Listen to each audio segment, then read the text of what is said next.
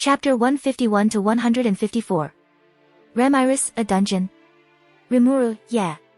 You know, a giant structure that has all kinds of monsters inside it that you can kill, and it gets progressively harder the further you go, but it's also very rewarding. I took Ramiris aside and decided to talk to her about building a dungeon in Avalon. I quite liked the idea of a dungeon in the original series, and I can't be fucked making and managing the entire thing myself, so I just decided to ask Ramiris to do it. Ramiris, but why do you want a dungeon? Rimuru. Because it's cool. I mean, it just seems like a nice thing to have, you know? A giant dungeon that's also a treasure trove of rewards just waiting to be uncovered. All the surrounding countries would be jealous of such a thing, but I'll just be like, haha fuck you guys, and make it open to everyone while enjoying the suffering of everyone that enters.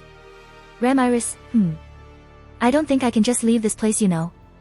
I mean, lots of things will change if I move to the Jura forest, so dash. Rimuru, you can also make a shit ton of money. Ramiris, I'll do it. Ramiris' golden pupils become replaced with dollar signs. You can feel the greed emanating off her. Rimuru, yeah.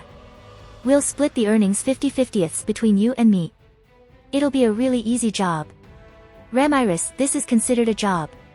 Oh shit, I might have stepped on a landmine. She might really hate working, and there's a good chance she might choose not to do this. Right, I need to fix this. Ramiris, wonderful. Now I won't be considered a jobless shut-in anymore. Ramiris spins around midair in joy. Meanwhile, I am just confused as heck. Rimuru. Yes. I'll just agree for now. Ramiris, oh, wait a moment, how much money will I earn from doing this? Ramiris stops and looks back at me from over her shoulder. From what I remembered in the novel. Quite a bit once it ramps up. But I'm not entirely sure since money isn't considered a strong point for me, so. Rimuru.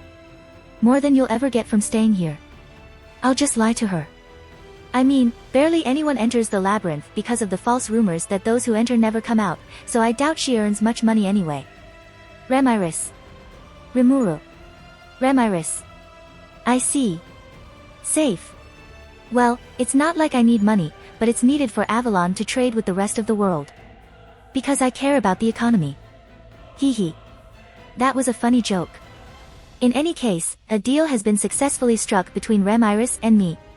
She'll drop by a while later after making sure that this country doesn't collapse in on itself. Yeah, I'm not joking. This small country isn't a part of the Western Council like Dworgen. However, they haven't been attacked by a foreign kingdom for the sole reason that literally every citizen in this country is a spirit user, so it just wasn't worth it. I'm not sure what will happen if Ramiris just disappears, but I don't want to be responsible for the downfall of an innocent kingdom. Ramiris teleports us both back to the throne room where the rest of my companions are waiting while playing with some fairies. Jarvis, welcome back, Ramiris-sama. Rimuru-sama, it is good to see you again. Jarvis walks up and speaks in that butler voice of his again. I'll never regret summoning him. I should thank Diablo. Ramiris, hi. I'm back. Ramiris sits on Jarvis' shoulder while nibbling on the meat bun-flavored cookie I made for her. Rimuru, Jarvis. I haven't seen you for a few days. How are you? Jarvis. Rimuru. I see. He must have had it tough, huh? Jarvis nearly breaks down from the sheer relief that came with someone understanding his pain. I bring him into a bro hug. Rimuru, it's okay. There's nothing else I can do but this.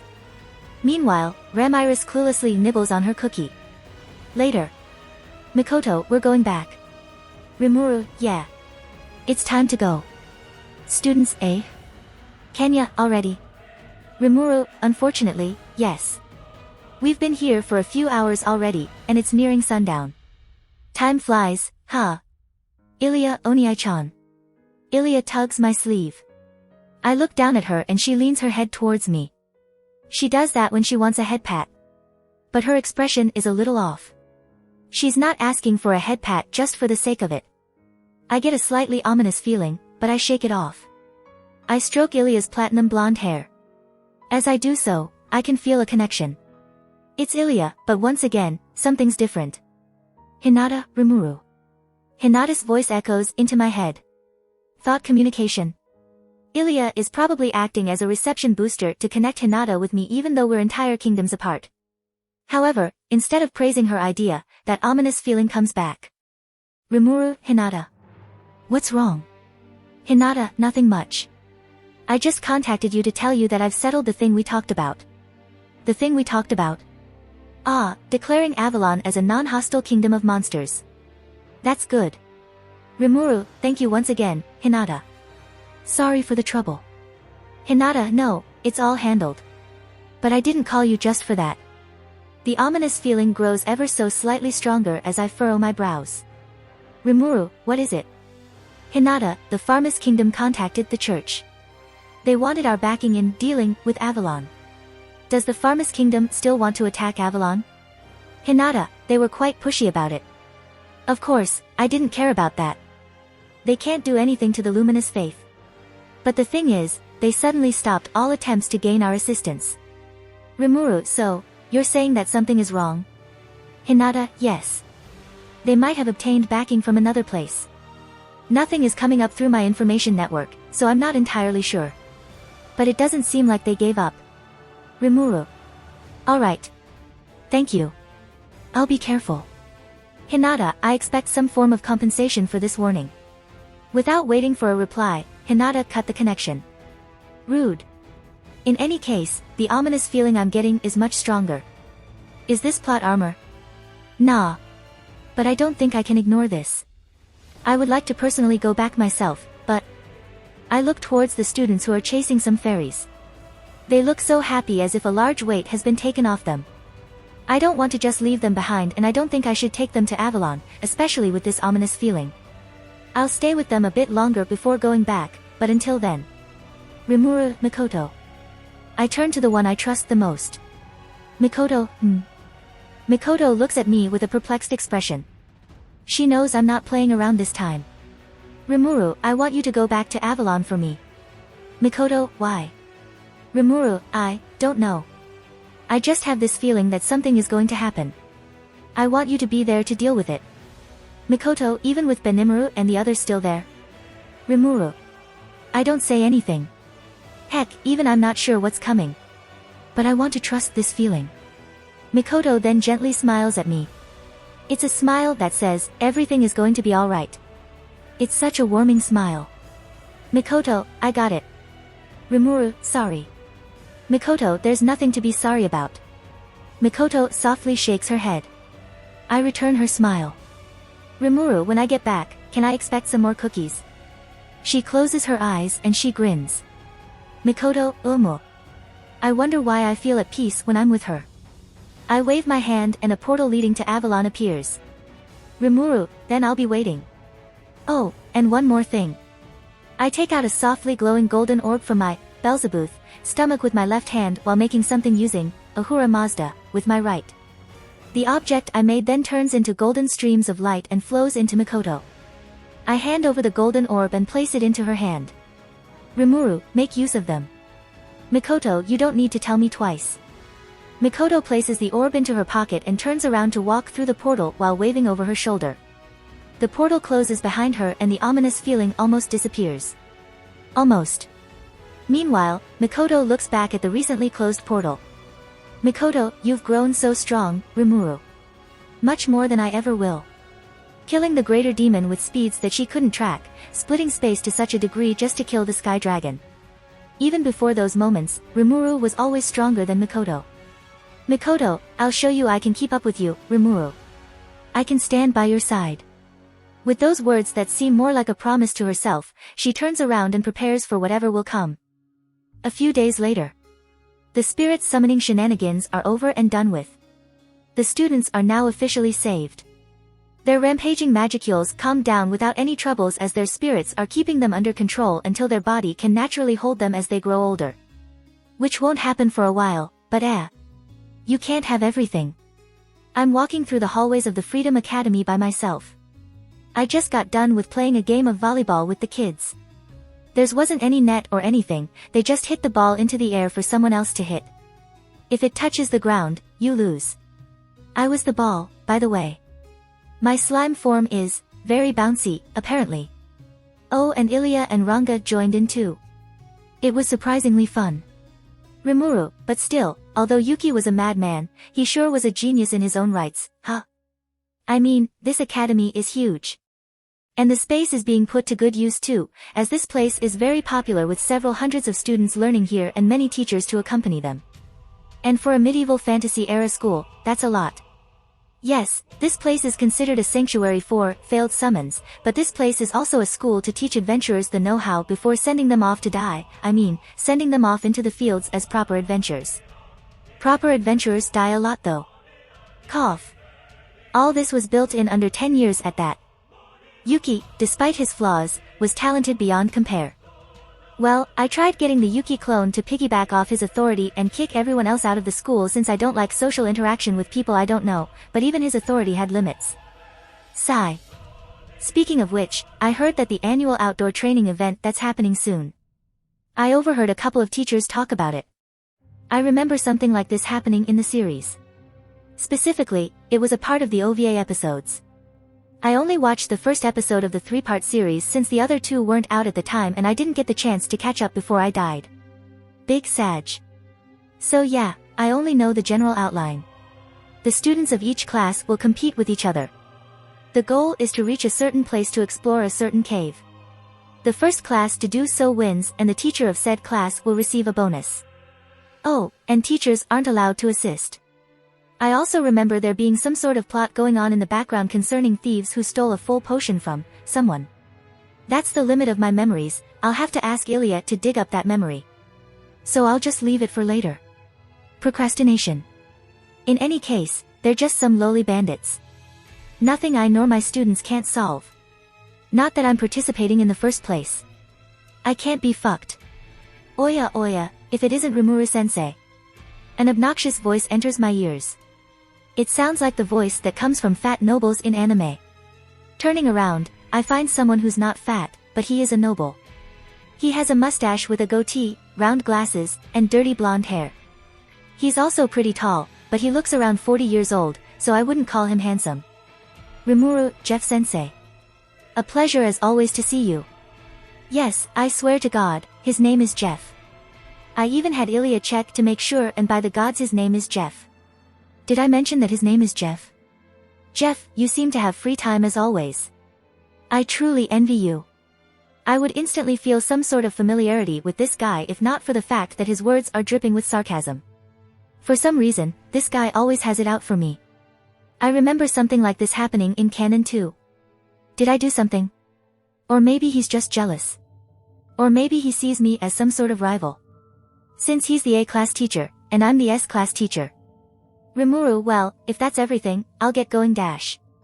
Jeff, I am so busy with the upcoming annual outdoor training event that I haven't had much time at all. Rimuru. Jeff. Rimuru. Is that so? Jeff, yes indeed it is. You truly are lucky that the S-class won't participate. Rimuru, yeah, I am. I mean, this whole thing sounds like a pain. I guess I really am lucky. Jeff. Rimuru. Jeff. Rimuru. I'm going now dash. Jeff S-class really are unfortunate, HMM. Okay, this guy is obviously prodding me into having S-class participate. I'm pretty sure he doesn't have any bad intentions. Okay, I'll bite. I put on a slightly offended look, it's fake obviously, and speak in a monotone voice. Rimuru, ah. I can't take this lying down. S-class with participating and prove you wrong. Jeff, then I look forward to your attempts. He shouts at the top of his lungs before turning around and walking away, his fluttery clothes adding emphasis to his movements as he has a smug look on his face. Rimuru, what the fuck? Sigh. I just agreed to it. I could just bail, but... His name is Jeff. I can't do that to him. Rimuru, right, I guess the kids are going on a trip. Ha. Sucks to be them. You thought I was going to follow. Ha. Good one. I make my way back to the classroom to tell them the news. Jeff took up a bit of my time, so they should all be back along with Ilya and Ranga. They're gonna hate me for this lol. Later. Rimuru, right. You guys are gonna participate in the next outdoor training event. Students, yeah. Ilya, then Oniai-chan will also have to participate, right? Rimuru, what? Ilya, I mean, who else is going to monitor the students if the teachers aren't there? Oh shit, really? Then hurry up guys. Start complaining so I can cancel this. Chloe, it seems like too much trouble, it might be interesting though. Huh. Alice, you're so nice, Chloe-chan. Well, I also don't think it's such a bad idea. Nanny? Kenya, yeah. It's a bit of a hassle, but now that sensei said it, there's no way he will listen. And no, I might listen if you ask. Ryota, alright? Besides, sensei and Ilya-chan have been teaching us all kinds of things, I want to find out how they work in the real world. Correction, it's been mostly Ilya that have been teaching you, but that's not the point right now. Gale, I agree. It seems like a hassle, but I'm actually a little excited. Everyone else agrees with him. Oi, where are the complaints? Don't tell me I have to go on a trip. I hate traveling. Ilya just snickers to herself. So in the end, S-Class is officially participating in the annual outdoor training event and I am despairing at the fact that I have to leave my comfort zone and go outside. Sigh. Rimuru, fuck my life. I just got done with attending the teachers' meeting that explains the whole event in detail. Basically, the teachers are going to swap classes and oversee them without showing any impartial favor. I will be looking after Jeff's A class and a female teacher by the name of Tis is going to be looking over my S class. Unlike Jeff, Tis is a nice person, so I'm not worried. And of course, even though Jeff constantly pokes at me, because his name is Jeff, I won't unfairly grade his students. 5 students from each class are going to be guarding the teachers as if we are the escort target of a quest. The students will handle everything from guarding, setting up camp, and so on. At least I only have to look over them and note down how they performed. There are a total of 3 paths to choose from. There's the direct path, but it's the one with the most chance of a monster encounter, although all the monsters barely reach E rank. There's the longest and safest path, and there's the path somewhere in the middle of those two in terms of difficulty and length. Pretty simple stuff. As for the plot point with the thieves and stuff, I asked Ilya for clarification and she happily explained it to me. Ilya, the count overlooking the area of our destination for this event has a wife. That wife is sick and the count bought a full potion from the merchants visiting Avalon. Said potion was stolen by a group of thieves and are using a cave as a hideout. And using anime logic, I was able to figure out the rest. The students, most likely those of the S class, would arrive and wipe out the bandits when surprise surprise. A mysterious figure appeared and turned the tables because he was really strong. Then someone, most likely me, arrives and saves the day. Yeah, fuck that plot. Slam. Rimuru, right you brats. I'm gonna give you some stuff. I slam open the sliding door to the classroom and boldly step through. Chloe, stuff. Rimuru, yes. Stuff. It seems I need to explain more. Rimuru, well, you can't participate in the event without proper gear. And the school won't provide anything either. Don't worry though. I've got you covered. Ryota, so this stuff are the weapons we're going to use? Rimuru, yup. You just gotta tell me what you want and I'll make it. Kenya, you can even make weapons. Rimuru, ha ha ha ha. There's a lot I can do. Such as making. Gale ** gulp * making. The students lean forward in their seats in anticipation. Ilya just looks at them with an impassive smile. Rimuru. Stuff. The students fall of their chairs and onto the ground. Ha. I have achieved comedy. Later, after they all recovered. Rimuru, right, so just to recap. Gale wants a spear and shield, Ryota wants a bow and arrows, Alice wants something light and throwable like kunai, Kenya wants a bastard sword and Chloe wants something like a rapier. Did I get all that? Alice, we didn't even say anything though. Rimuru, right, I got it. I'll be back. I walk out of the room leaving 5 dumbfounded children behind. Kenya. How? They all turn to Ilya for answers. Ilya, to be honest, he's just showing off because he already knew what you were going to choose. Don't think too much about it. Slam. Rimuru, right, I'm back. I open the sliding door again and announce my return. In my hand is a small suitcase. Students, already. Well, when you can magically make things from thin air, a few seconds is a bit slow. I walk up to the teacher's podium and open the suitcase towards the children. Inside the case are 5 bracelets. The bracelets are nearly identical, made out of a magisteel adamantium alloy. No, this isn't hard as fuck metal. Each bracelet is silver in color but has a fashionable gemstone embedded into them. Each gemstone is different in color, copying the colors of the intended user's spirit. The gemstones themselves are actually highly compressed magic crystals, enough to go for several dozen gold coins on the market. Rimuru, right, get your bracelet. Diamond goes to Kenya, Star Ruby goes to Alice, Aquamarine goes to Ryota, Topaz goes to Gale, and Black Sapphire goes to Chloe. With their curiosity piqued, they stand up from their seats and walk up to take their respective bracelets. Kenya, sensei.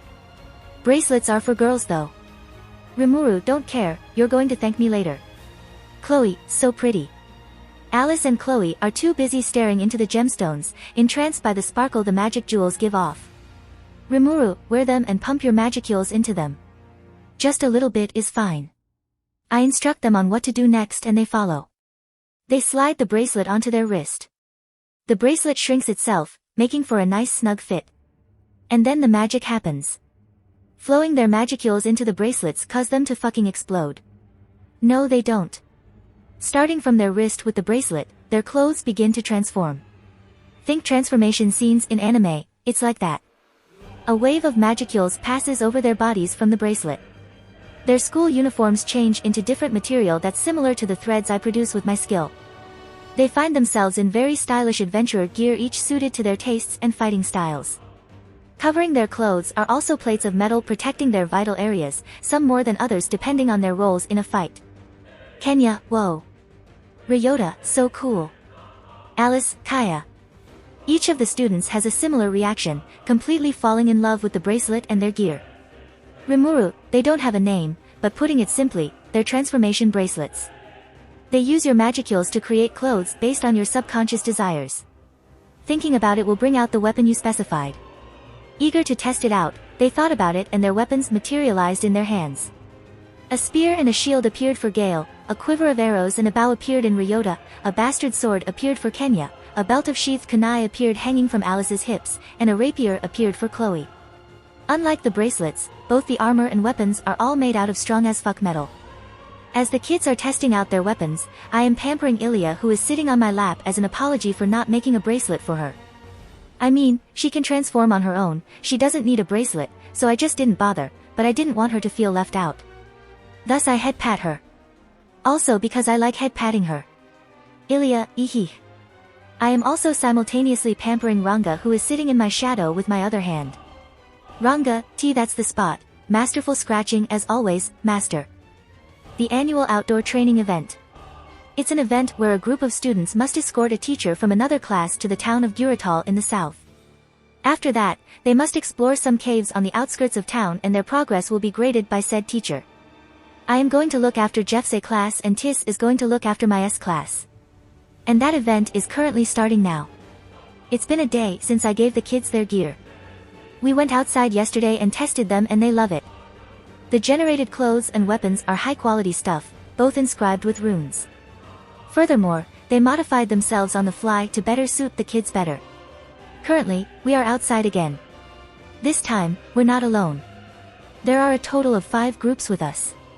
Each group has 5 students from each class from a class to E class. Along with those students, the teachers of those classes are here too.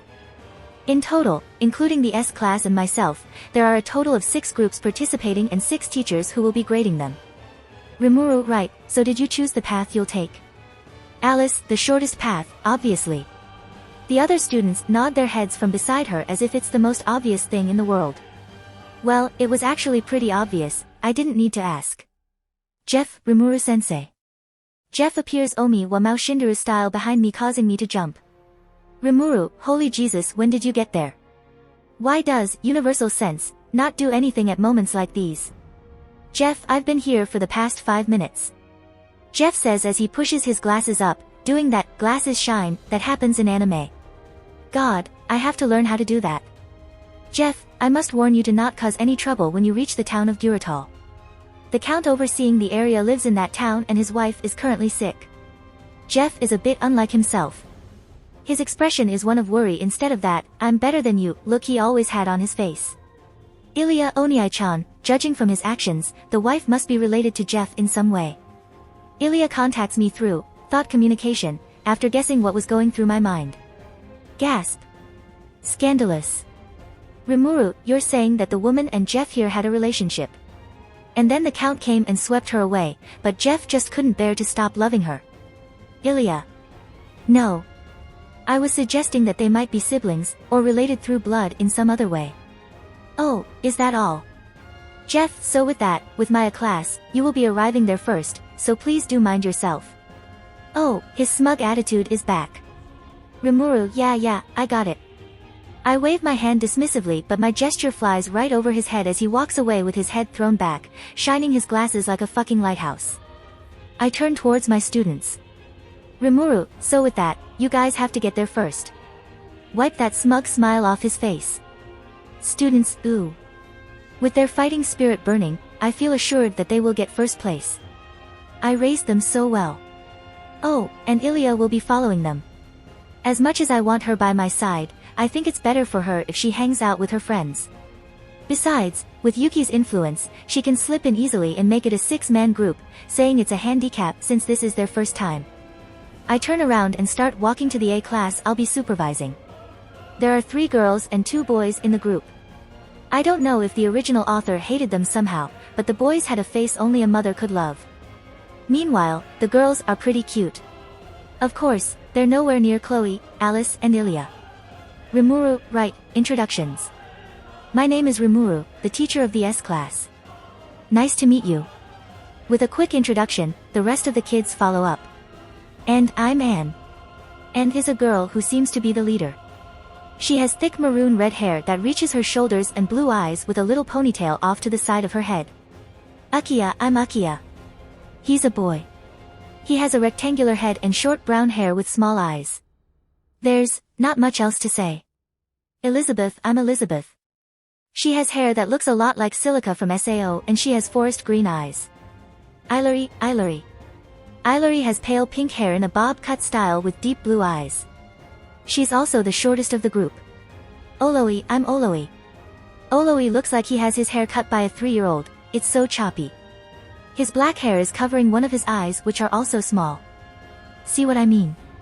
It's as if the original author hates males. Sigh, a shame. It seems he does not follow Kazuma's teachings. Rimuru, well, I'll only be with you for a little while and there's a good chance we'll never see each other again, but for now, I'll be in your care. I say with a smile. Students, yes, Rimuru-sensei. Rimuru, oh, and apparently, you shouldn't call me sensei. During the event, I'm your escort target, so call me Rimuru-san instead, okay? Not that I really care. And, Roger. Right guys, let's start preparing. And with Anne's suggestion, the kids ran off to one of the carriages nearby and started doing stuff. I have no clue what stuff it is though. Most likely some kind of poor thing that I'm too rich to understand. I'm joking. Each group has their own carriage to use for the journey. These carriages are supplied by the teachers because it's not like kids could gather enough money for one of their own. Of course, I gave a carriage to my kids in the S class as well. It's just that. Kenya, why is an RV here? Yeah, I gave them a camping car. It's a big bus type one that would cost several $100,000 back on Earth, if not, a couple million. Adding the fact that the whole thing runs off an arc reactor. Ahura Mazda, for the win. Enjoy the ride, kids. Meanwhile, Tis, the teacher looking over the S class for the event, had a brain malfunction looking at the vehicle. Tis, what the foo dash. Rimuru, language. Name, Rimuru. Race, origin slime. Protection, crest of space. Title, highest tier spirit, leader of the monsters, Oniai-chan, king of Avalon, master of head pats, procrastinator king, the nutcracker, socially awkward cringe slightly Chuyuni slime, dragon slayer, sensei, Captain America. Manus, Iliasville. Ultimate skills, Belzebuth, lord of gluttony, Ahura Mazda, lord of creation, Scathach, lord of runes. Unique skills, spatial ruler. Intrinsic skills, infinite regeneration, universal shapeshift, universal sense, enhanced replication, universal thread. Extra skills, lord's ambition, thought communication, control natural elements, control magic, control gravity. Resistances, cancel pain, resist melee attack, cancel natural elements, cancel ailments, cancel spiritual attack, resist holy/demonic attack, natural attack resistance. Equipment, Yamato, limiter ring. If you want to support me, check out my Patreon at https://www.patreon.com/kaishin. I tend to polls that decide important plot stuff in my Patreon. Many thanks to my awesome patrons. Yamatancho, Yuki, Search 1301.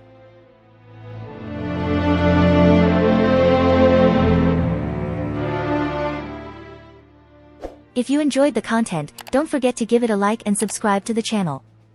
I'll be here until next time.